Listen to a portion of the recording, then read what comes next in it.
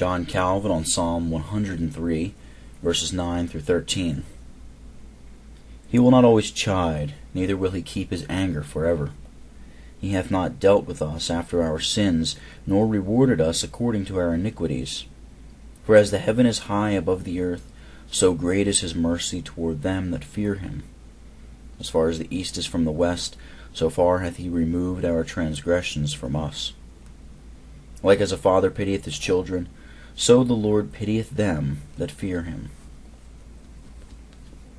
He will not always chide, nor will he harbor his anger forever.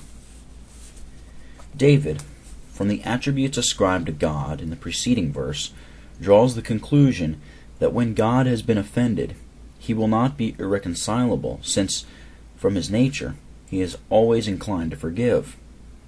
It was necessary to add this statement, for our sins would be continually shutting the gate against his goodness, were there not some way of appeasing his anger. David tacitly intimates that God institutes an action against sinners to lay them low under a true sense of their guilt, and that yet he recedes from it whenever he sees them subdued and humbled. God speaks in a different manner in Genesis 6, where he says, quote, "My spirit shall no longer strive with man," unquote. Because the wickedness of men being fully proved, it was then time to condemn them.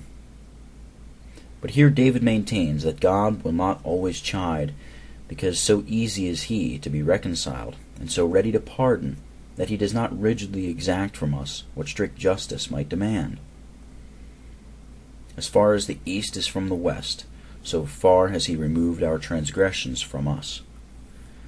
The psalmist confirms that he does not treat in general of what God is towards the whole world, but of the character in which he manifests himself towards the faithful.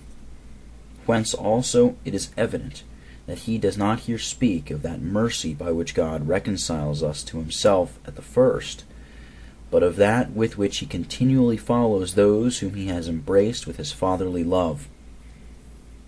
There is one kind of mercy by which he restores us from death to life, while as yet we are strangers to him, and another by which he sustains this restored life.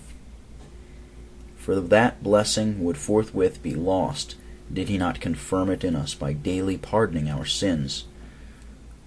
Whence also we gather how egregiously the papists trifle in imagining that the free remission of sins is bestowed only once, and that afterwards righteousness is acquired or retained by the merit of good works, and that whatever guilt we contract is removed by satisfactions.